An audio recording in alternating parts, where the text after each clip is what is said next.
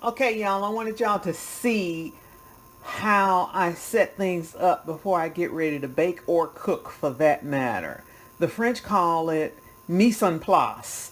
And what it means is having everything set up, ready to go. So as you can see, I've got everything out. I'm getting ready to make some peanut butter cookies. I've got flour. I've got baking soda. I've got salt. I've got my sifter. I've got my eggs. I got my white sugar. I got my brown sugar. I got my peanut butter. I got my vanilla extract. And I've got my mixer right here. Everything is set up and ready to go. And I always have this little spatula if I need to scrape something out of a bowl. I want to encourage you to get a set of these bowls. They are worth it.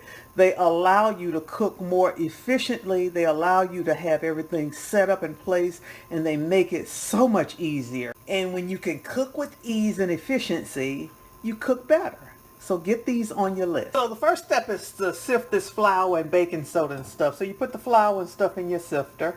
And I would have normally already had done that. You put the baking soda in. You put the salt in, and you're just going to sift it.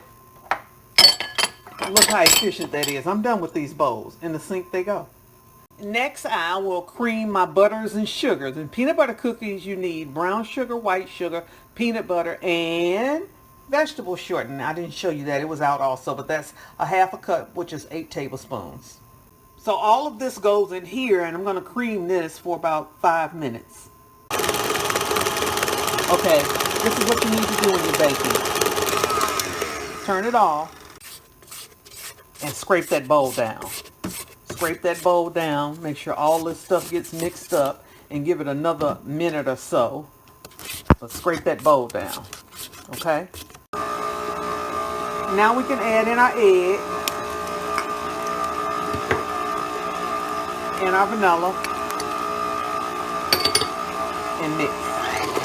And now that the vanilla and egg is in here, what do we do one more time before we add the dry ingredients? Scrape that bowl down one more time. On low, we're going to add the flour just until it's blended in. We're not going to beat it to death, okay? Gently. There are all the bowls we use right there. That's what makes it efficient. So peanut butter cookies are rolled between your hands to about like so. It's basically eyeballing it. It's like so, and then you just press them with a fork on your cookie sheet, and you're going to bake them 10 to 12 minutes at 375. Now, professional bakers will probably have a fit because I didn't measure these out. I just go by the feel in my hand, so they all are not absolutely perfectly even, but I'm not a professional baker. I'm a home cook, y'all, so let's do it the home cook way. For real, and let's do it by feel. So you take your little fork and run it through some flour, and you just make those cute little indentions you see on peanut butter cookies, and you just do your thing, baby. Okay? And when it starts sticking, you just dip it in some flour again and do it again.